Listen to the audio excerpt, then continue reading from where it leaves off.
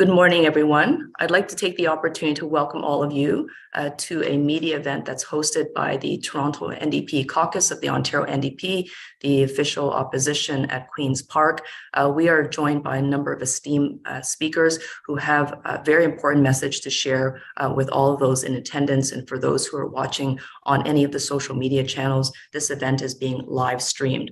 I'd like to begin by acknowledging that the City of Toronto, I believe that we're all gathered here in the city, is the traditional territories of many nations, including the Mississaugas of the Credit, the Anishinaabe, the Chippewa, the Haudenosaunee, and the Wendat people. Toronto remains home to many diverse First Nations people, Métis people, and the city would like to also acknowledge, and the province would as well, and all of us on the call, to acknowledge that Toronto remains covered by Treaty 13 with the Mississaugas of the Credit, the Williams Treaties, and it has been signed by multiple Mississaugas and Chippewa bands. Again, my name is Kristyn Wong-Tam. I'm the Member of Provincial Parliament for Toronto Centre. Today, I'm hosting this press event with my colleague and friend, MPP Chris Glover, who will be taking the floor very shortly. We have a number of MPPs who have all been instrumental in participating in the design of this press event. Each and every single one of them has been working diligently and hard in their communities to raise the concerns and to make sure that people in their communities understands the impacts of Bill 39, the government's so-called Better Municipal Governance Act. And I just want to recognize that the offices of those MPs are represented here. And I want to say thank you for their leading work and contributions to this discussion. That would include MPP Jessica Bell, University Rosedale, Marit Stiles from Davenport, Tom Rakosovic from Humber River Black Creek, Dolly Bengham from Scarborough Southwest, our interim leader of the NDP, Peter Tabbins from Toronto Danforth, Butila Carpoche from Parkdale High Park, and of course, Jill Andrews from Toronto St. Paul's, all extraordinary MPPs who have been working around the clock to make sure that the bills that are being introduced by the government can actually be understood by their communities, but also the fact that the communities have a chance to respond to it. So what we know about Bill 39, I'll just take a moment to say, is that Bill 39 was introduced less than 1 month after the municipal election. Voters of Toronto all went to the polls on October the 24th. It was a surprise bill that was tabled by the government, and one that was done without much consultation or any consultation. And I think the most jarring thing is that it was done without any disclosure. So having a full municipal campaign that lasts over 5 months long, and then having voters wake up the following day to new legislation that dramatically changes how decision-making is made in the cities, including the City of Toronto, is extremely alarming. Bill 39 is comprised of 3 schedules. Today, we are going to focus on the one schedule, Schedule 1, which amends the City of Toronto Act that gives the head of council, in this case, the mayor, the opportunity and the right, by enshrining it into legislation, the right to propose new bylaws that will go directly to City Council for a vote, and the right to then create a new bylaw with only 1/3 of the vote. So the speakers that are here today will certainly speak more to why that is challenging and of course, undemocratic. But I think more importantly for us as Canadians, as Ontarians, as Torontonians, we will all recognize that this has never been done before in the history of our nation, province, and city. And I think it would be important for us to also recognize that any democratically elected institution and house around the world does not have these type of minority minority powers and rules. So this is really quite a lightning rod right into the heart of democracy. So I want to turn the floor over now to my colleague, Chris Glover, who is going to then introduce our speakers and add a few remarks himself. Thank you. Thank you so much, Kristyn. And I want to thank the Ontario NDP caucus for your support in helping us put this together. And I want to thank all the speakers who are here. Bill 39 is an egregious attack on our democratic rights. And yesterday in the House, I asked the Premier, why a third? Why should only a third make the decision? Why not a quarter? Why not a sixth or a tenth? And what we did is we looked at the endorsed candidates, and Mayor Tory and Doug Ford together have endorsed 9 of the elected the newly elected councillors. And so that means that's 1/3 plus one. So it really looks like Mayor Tory and Doug Ford made this secret deal during the election to overturn and override the will of the people who voted in our last municipal election. This is an egregious assault on our democratic rights. And it's not just this election. This is not about building housing. This is not just our votes. If we let this stand, it means that no election anywhere in this province, and no municipal election, will ever be safe.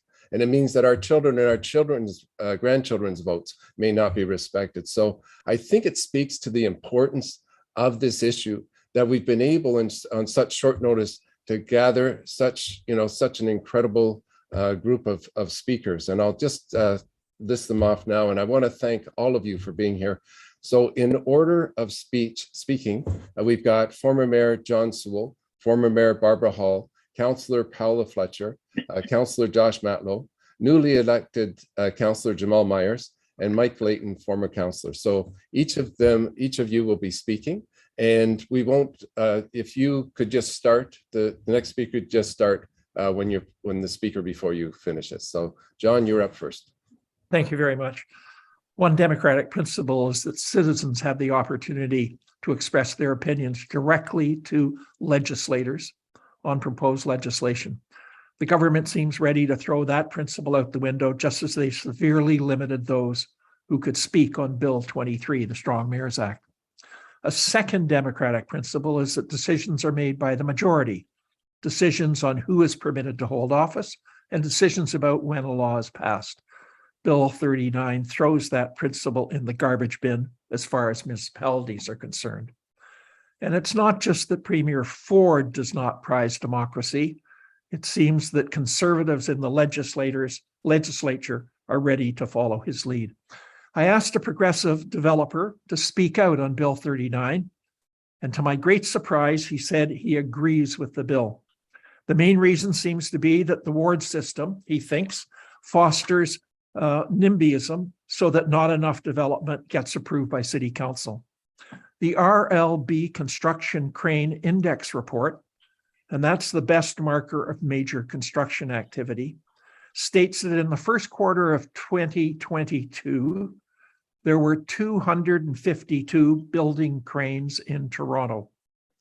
The city with the second highest number of building cranes was Los Angeles with 51.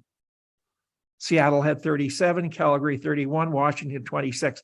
Toronto has led the crane index every year since 2015. So the argument that NIMBYism requires a majority of councillors to be overruled to encourage construction in Toronto is totally false. Even progressive developers are willing to abandon democracy to make more money. Shakespeare, as usual, puts it best. What fresh hell is this?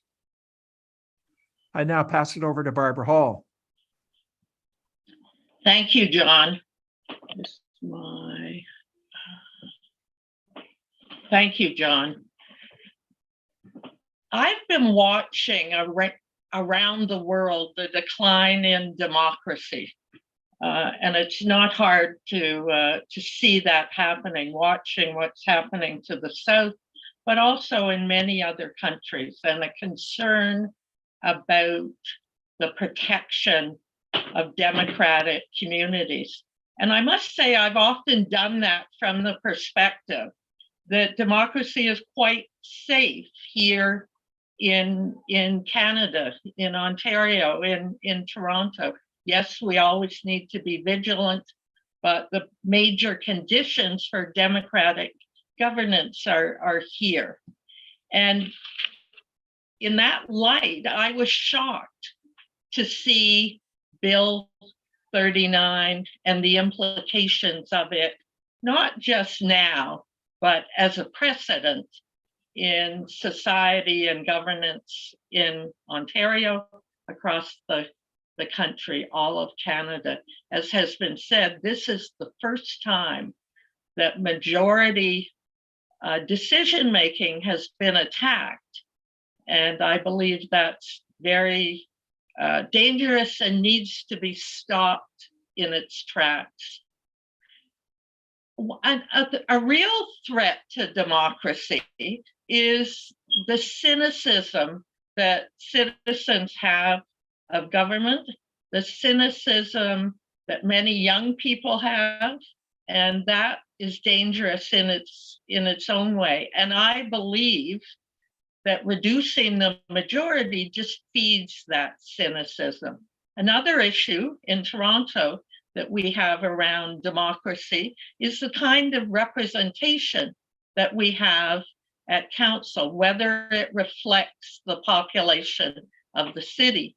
And in the past municipal election, we were very lucky to have many new councillors coming from very diverse communities, helping to right that imbalance in the makeup of our council.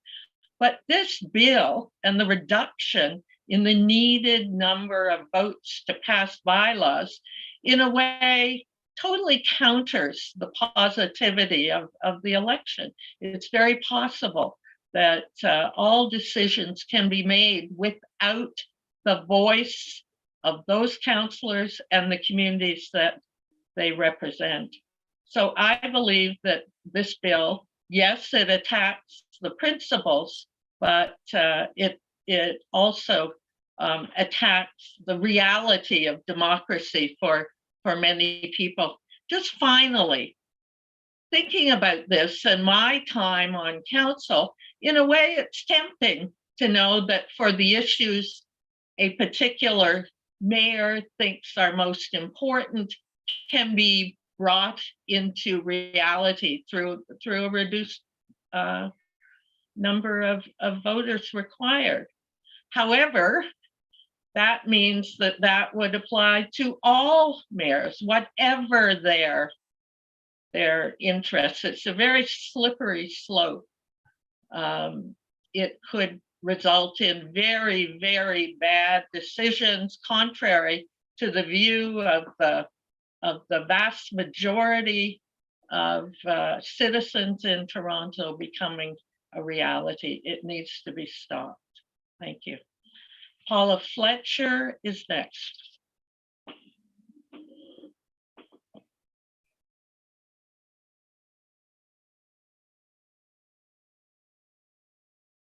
Oh, Paula, you're me. There we go. Thank you. Premier Doug Ford's government has threatened democracy before in Toronto. In 2018, by cutting Toronto Council in half, and this summer by granting unnecessary new powers to our mayor. But with Bill 39, he is poised to do much worse than threaten our democracy. He is poised to upend it. If passed into law, Bill 39 would allow Toronto's mayor to approve bylaws with only the support of 8 councillors, just 1/3 of Toronto's elected council, and nowhere in the world is there a system of democratic government where such minority rule exists. And make no mistake, this is an attack on democracy. And it is only the latest, because when Premier Ford created 25 mega wards in the middle of the 2018 municipal elections, he made sure that Torontonians were the least represented municipal constituents in the province of Ontario. The strong mayor powers introduced this past summer would let Toronto's mayor veto council decisions that didn't align with Doug Ford's wishes, even if they did represent Torontonians' priorities. However, with the new powers to be granted under Bill 39, that veto won't even be necessary. Our mayor, with the support of just 8 allies, can make that law himself.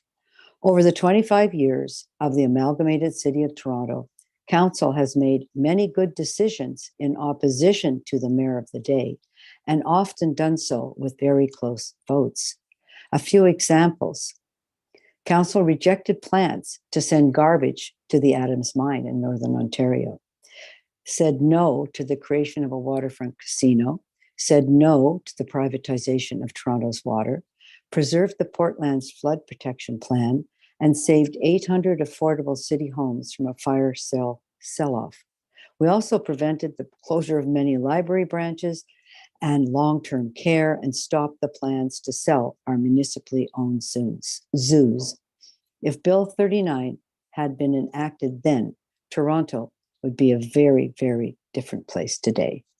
And I'll pass this over to newly elected Councillor Jamaal Myers. Thanks, Paula. Many people, including many residents in my beloved community of Scarborough North, are calling Bill 39 undemocratic because it essentially turns Toronto's duly elected council into an advisory group and by extension, silences the voices of community members on issues and policies that will shape our city for generations to come. It's disappointing that the mayor requested this power while making no mention of it during the campaign. And it should be pointed out that his Ottawa counterpart has promised not to use these powers. So Toronto would be the only legislative body in Canada where decisions can be made by 1/3 of its elected members. Further, it is not lost on me or many of my colleagues that this move directly disempowers our newly elected members who come from many diverse backgrounds and represent the rich lived experiences that have often been absent at City Hall. Doug Ford ran for mayor of Toronto back in 2014, and Torontonians resoundingly said, no, thank you. There are more than enough issues that our premier should be focused on, including the unacceptable backlogs in our hospitals and the ongoing labor strife in our schools, both of which can be directly traced to the provincial government's lack of focus and preparedness. That so much time is spent dictating how Toronto runs its government really shows that the leadership of our province is not focused on the issues that really matter to people. If the province was really serious about getting and keeping people housed, they would bring back rent control, remove provisions in the proposed legislation known as Bill 23 that reduces the affordability period for newly built affordable units from 99 years to 25 and provide funding to Toronto to cover the ongoing operation and maintenance of Toronto Community Housing and Toronto's shelter program. If they did all that, we would actually be able to get housing, particularly affordable housing built. And just to end on this point, democracy works. Rooming houses are often pointed to as an example of an issue where the mayor would need these powers. However, of the 7 newly elected Toronto councillors, all of us support legalizing and regulating rooming houses, and 3 of us have replaced councillors that were opposed to legalizing them. So let's trust the voters and decide what kind of city we want, and more importantly, who we're building it for.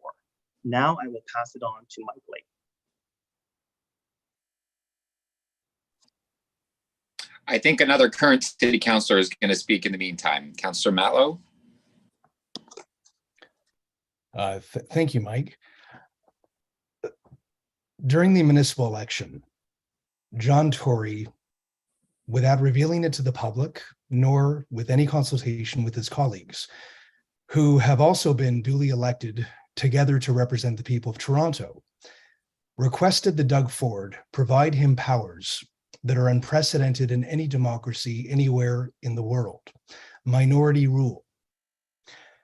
Bill 3, the predecessor of Bill 39, while I didn't agree with it, as many didn't, at least was a reasonable debate amongst reasonable people who believe in democracy. There is precedent for stronger mayor powers throughout the United States and around the world. And one can be on either side of that debate and still believe in the principle and the tenets of democracy. But minority rule is the antithesis of democracy.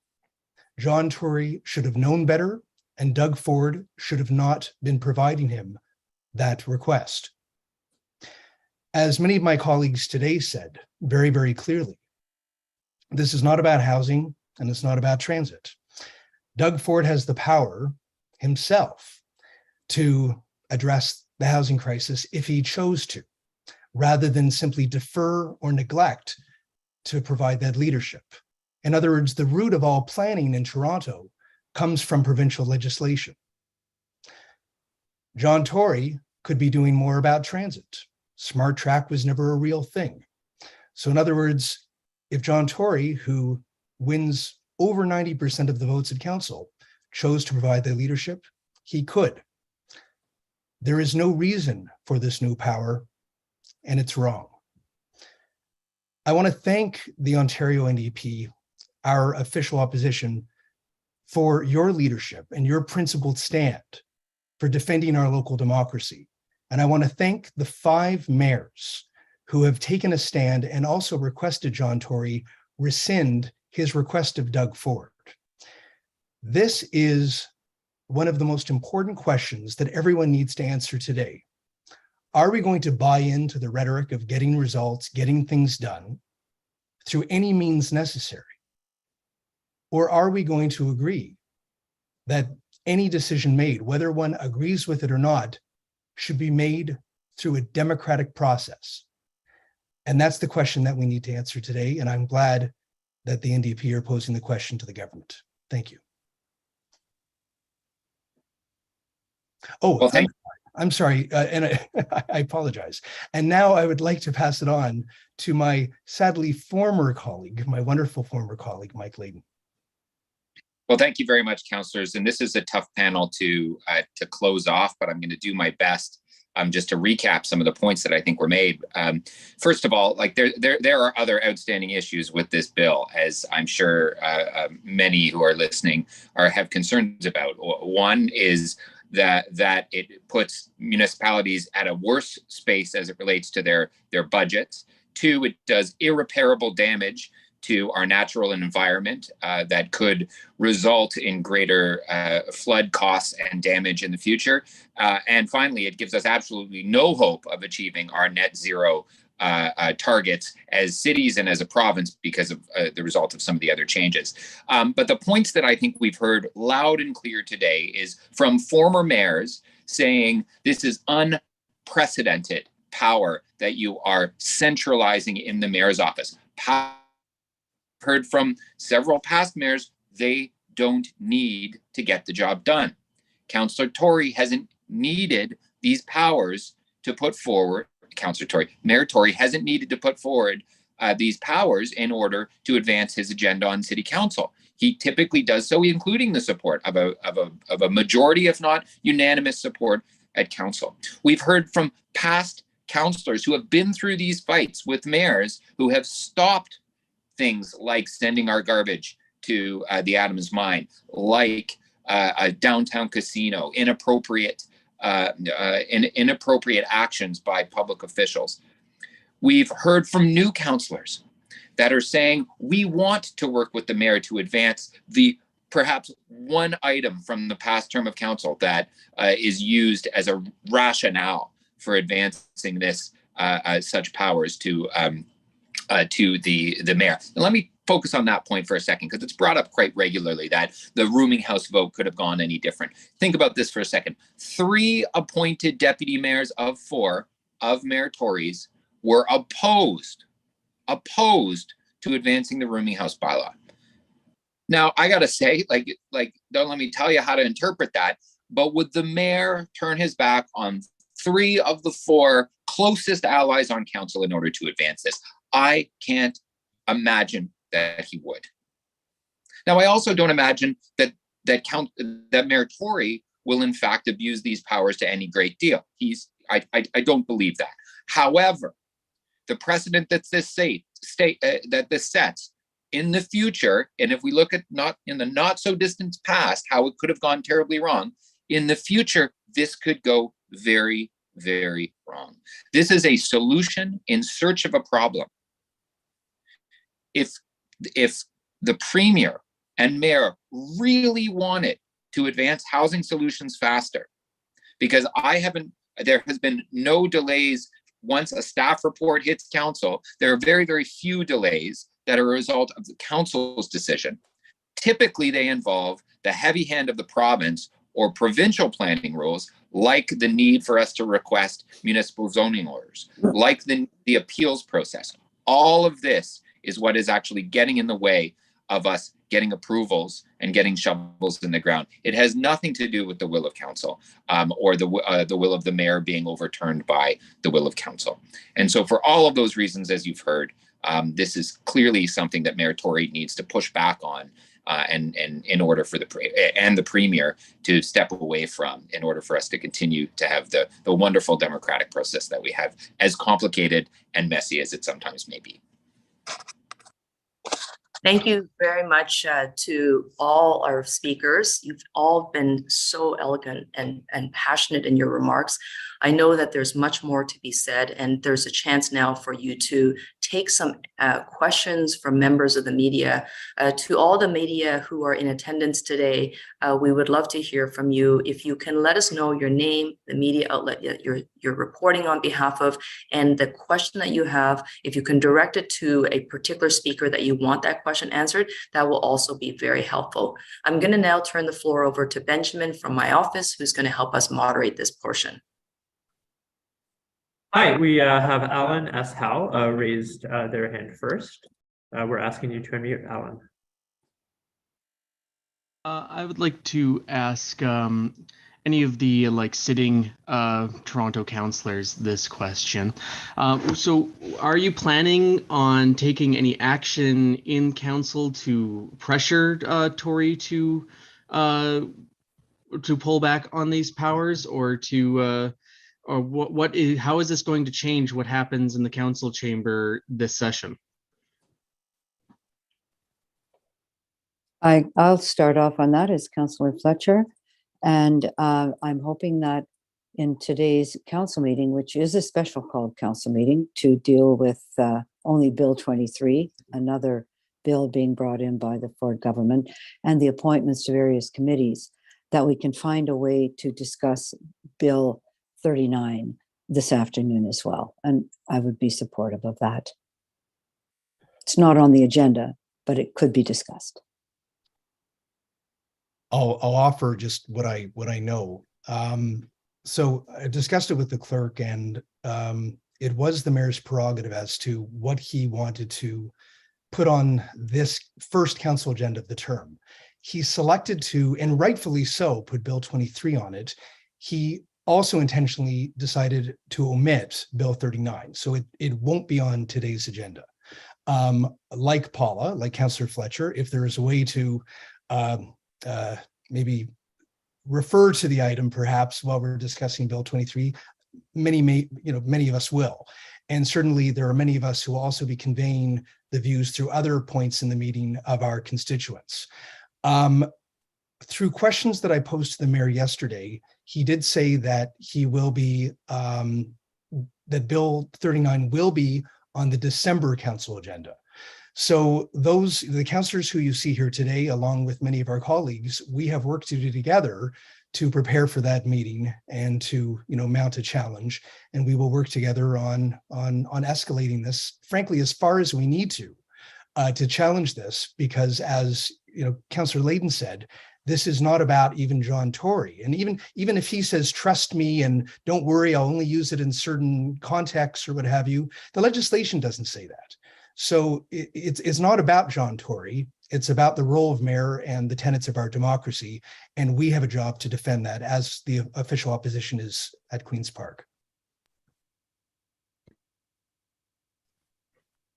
All right, thank you. Are there any other questions? I was also hoping to ask, we saw Queen's Park today saw a survey from Nick Kouvelis's firm, which is the internal pollster for the PC's campaign research. They were feeling out the possibility of creating a NFL stadium in Toronto. This was months ago. I haven't heard anything about it since, but we're wondering if these powers that he's working with Tory on could be like a prelude to some big announcement like an NFL stadium that might be controversial. Do you see something like that happening? Because they can just add whatever priorities they want to this bill. It's Kristyn Wong-Tam speaking, and thank you, Alan, for the question. I can only speak for myself, and I will invite my colleagues, the MPPs, to hop into that question if they like. But I think what we can rightfully expect, and it's based on historical patterns, is that when people work in partnership and in secrecy, you can anticipate that more bad things are going to come. And so it's not the first time that we've seen, in this case, Then Councillor Ford tried to advance a Ferris wheel, a mega mall on the waterfront, a downtown casino. If he had the partnership and the power at that time at City Council, he certainly would have rammed it through. So it wouldn't necessarily be out of the ordinary for the two, I would say, and out of the realm of possibility and imagination of these two folks, that something like that is entirely possible, simply because we also have no idea what the provincial priorities are, considering the fact that this provincial government, the Ford government, has spent 3.5 years hiding their mandate letters from the people of Ontario. So it is important for us to recognize that Mayor Tory has described these powers as proactive veto powers, but what we know is that that's not what it is at all. It is powers that allow him to initiate legislation, new bylaws, without consultation with the public, without consultation with his colleagues on council, and he has to do the bidding of the government of the day. In this case, largely strongly controlled by Premier Ford. I want to just recognize that there might be other MPs who would like to speak to this question, or perhaps other questions from the media. I want to also make sure that we have opportunities to acknowledge Jessica Bell, who's going to take an opportunity to say a word or two. We do have another question I see from Jeff Gray. Jeff, I know that you can't raise your hand, but if you want to unmute yourself, we'll take your question now.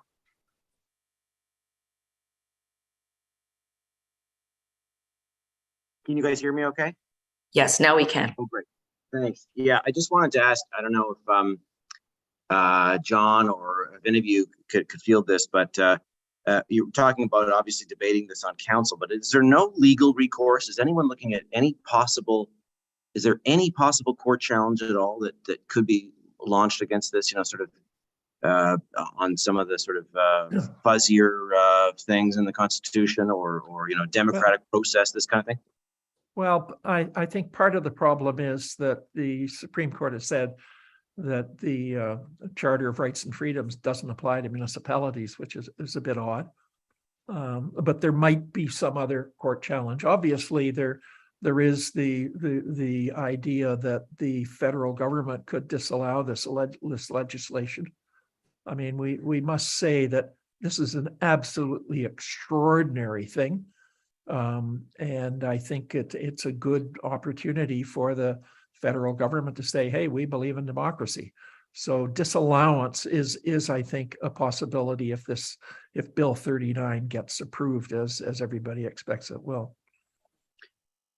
And just as a follow-up to that, is it possible that councils could, if they saw one of these 1/3 votes coming, just shut it down and deny quorum and just shut the thing down to block it? Is that a realistic possibility, or is there some sort of safety valve on that? I don't think that is, in my opinion, that's not clear at the moment. I certainly would hope that, in fact, the majority of council would walk out, so their council would be unable to act. But I'm not clear as to whether or not the mayor can just privately with his 7 councillors saying, hey, I did it. It sounds as though he can, but don't know. It's Councillor Fletcher. I think the procedural bylaws of the city would certainly have to be rewritten because none of these things are actually there in the city's procedural bylaws. And that will be another focus of discussion, I'm sure, and would have to come to council unless the 9, and that means what is quorum when you're using the 8+1, the minority rule clause. Thank you very much, Jeff, for your question and for all of you for your answers. I believe there may be no more questions from the media. I want to acknowledge Progress Toronto, who's taken some time to join us today. They are represented here by Sam Tabasinajad.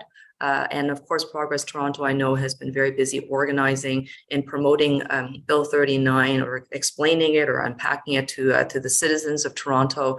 City Council is meeting for the very first time today on official business at 12 o'clock this afternoon, and Progress Toronto is inviting all citizens, all residents of Toronto to their House of Government to watch the proceedings. I'm sure the mayor, city clerk, and all the councillors would be welcoming you to your democratic house. I want to just begin I just got the notification that we have another question. Sorry, I was going to begin wrap up, but hang on tight. We've got a question from Aiden Chamandi. Aiden, please go ahead. Hello, everyone. Sorry, I could not figure out how to raise my hand. But thank you for taking my question. So obviously a lot is made of Toronto's I would actually, if every elected official could address this quickly, that'd be great. I understand if there's not time. But obviously a lot is made of Toronto's very restrictive zoning rules. One of the biggest things from the Housing Affordability Task Force was, as of right, 4 stories. I'm just wondering if mainly the Toronto City Councillors here all support that. If not, why? And if so, what you would do to kind of advance that measure this term. I'd be happy to begin. So the irony is that there's already movement on that at council. There's actually a report coming forward. The acronym is EON, Enhanced Housing Opportunities in Neighborhoods. And that, along with other opportunities for plexes and a variety of different options for people who may not be at the poverty line or the wealthiest of our society, but people who simply cannot get a start in this market at any price point. There should be and there will be more opportunities for that. The irony is, though, that this has support on council. It's evident that the majority of councillors support this. And moreover, if Doug Ford really wanted to, he could just change the zoning himself. So in other words, Doug Ford is choosing not to take responsibility. He's creating red herrings and gaslighting people with strong mayor powers that were unnecessary. And I just don't think you're gonna see a lot of opposition at council. I'll hand it over to my colleagues. Thank you. Thank you, Aidan, for that question, because as Councillor Matlow's pointed out, the provincial government does have an MZO power, municipal zoning order, and they've used it in many, many places. If this was the key reason to overthrow majority rule in Toronto and impose a minority rule, the government could simply do an MZO in all those neighborhoods that don't perhaps at this point enjoy the as of right 4 stories. Throughout many neighborhoods in Toronto, that there are many 4-story buildings nested in residential neighborhoods. So this is a really important notion that there is no real reason for the Ford government to give our mayor these powers when actually, as is pointed out, the provincial government has all of the planning powers in the city of Toronto and oversee them all. The Ontario Land Tribunal makes all of those decisions.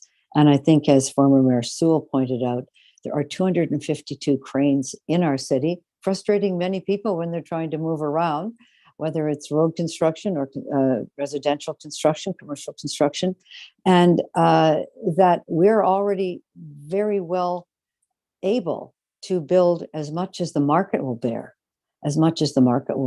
right now. So those are